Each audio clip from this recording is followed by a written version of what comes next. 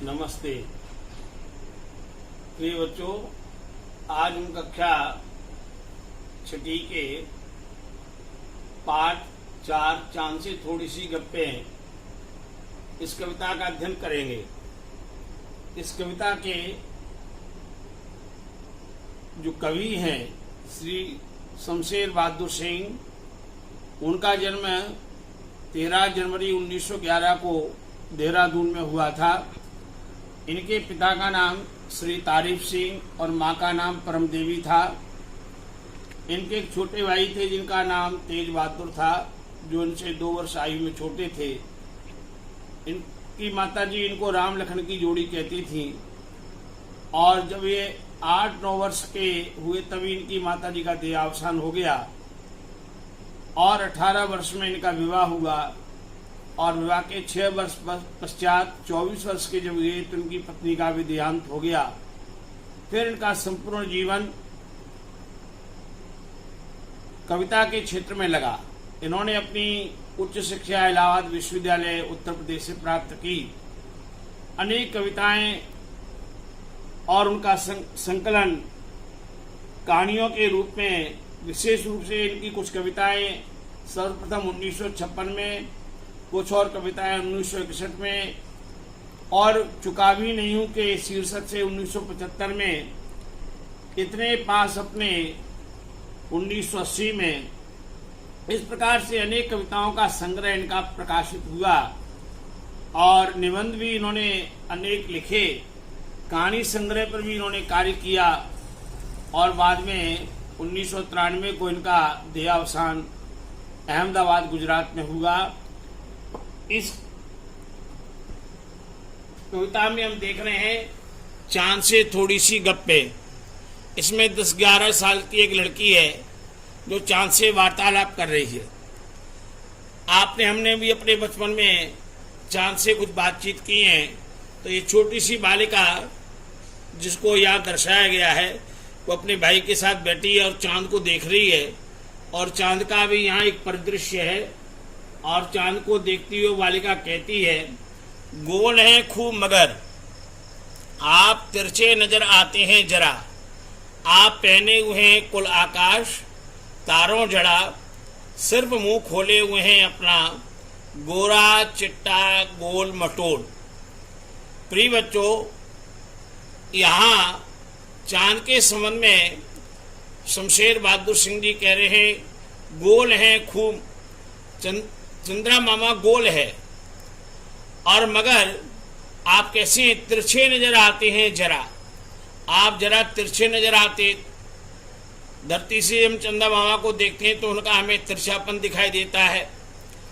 और आप पहने हुए हैं कुल आकाश, आसमान को आपने मान लो अपना प्रधान बनाया हुआ है, पहने हुए हैं। और वो कैसा है, तारों जड़ा।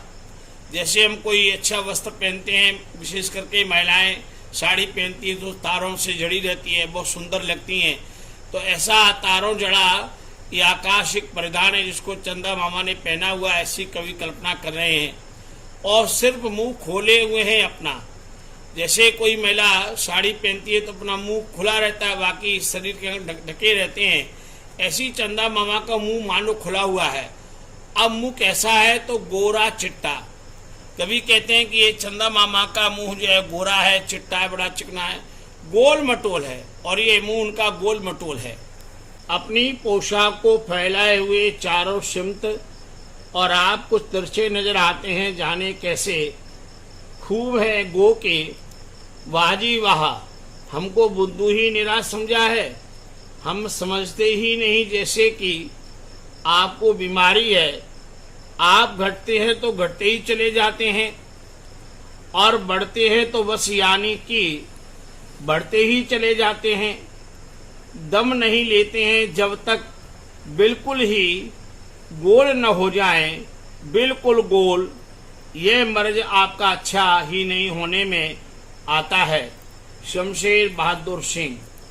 बच्चों, यहाँ चंदा मामा का परिदृश्य भी दिखा रहे हैं और ये भिन्न भिन्न चंदा मामा की जो आकृतियां हैं ये उसके घटने बढ़ने का एक स्वरूप है और यहाँ इसकी एक पूर्ण आकृति भी दिखाई दे रही है गोल मटोल रूप में।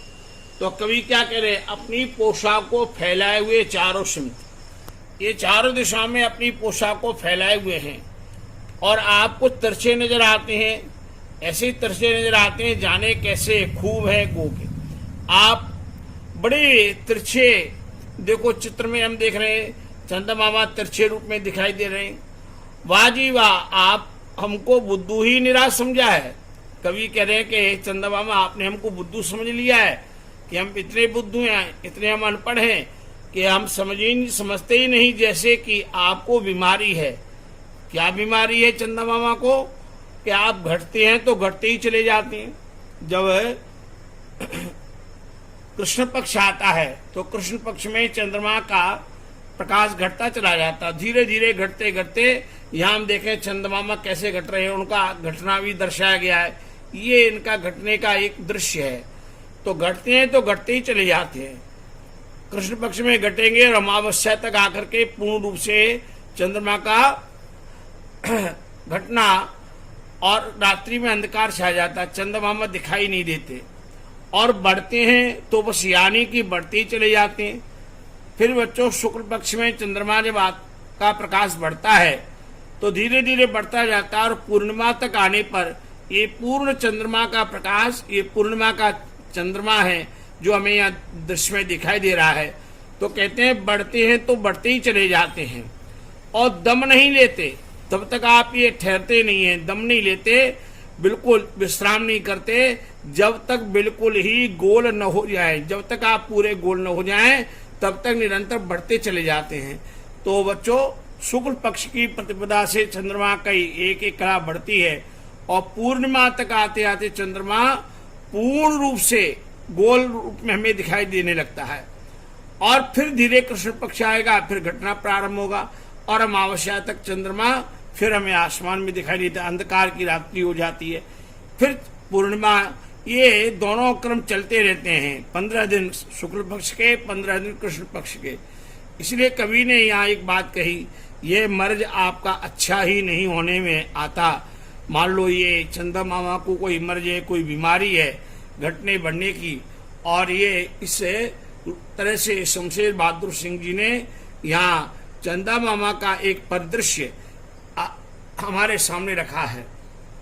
प्रिय बच्चों, इस कविता से हम ये समझ पाते हैं कि कक्षा 6 के आप छोटे बच्चों के सामने ये पाठ इसलिए रखा गया कि हम बाल्यावस्था में अपनी दादी माँ से, अपनी माँ से हमने बहुत सारी चंदा मामा की कहानियां सुनी हैं, पढ़ी हैं पत्र पत्रिकाओं में।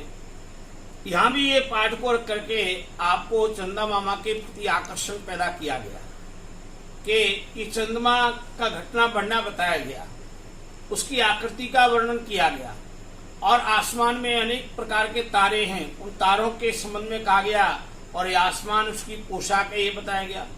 चंद्रमा के स्वरूप की बहुत सुंदर चर्चा की गई और घटने बढ़ने के साथ में शुक्ल पक्ष और कृष्ण पक्ष के स्थिति का वर्णन किया गया।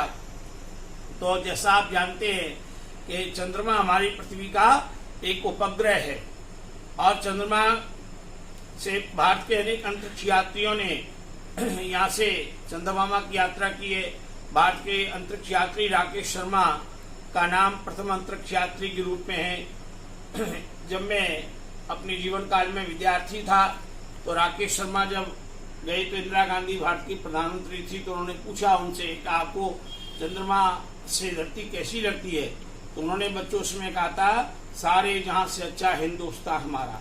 तो अनेक प्रकार के आज तो इतना विज्ञान उन्नति कर रहा है चंद्रमा पर। हमने चंद्रमा का एक पाठ पढ़ा और शमशेर बहादुर सिंह जी ने उसकी बहुत सुंदर यहाँ काव्यात्मक चित्रण किया। इस पाठ के जो प्रश्न हैं वे आपको मैंने भेज दिए। इस कविता को आप पढ़िए, गुनगुनाइए, गाइए और इसको याद कर लीजिए।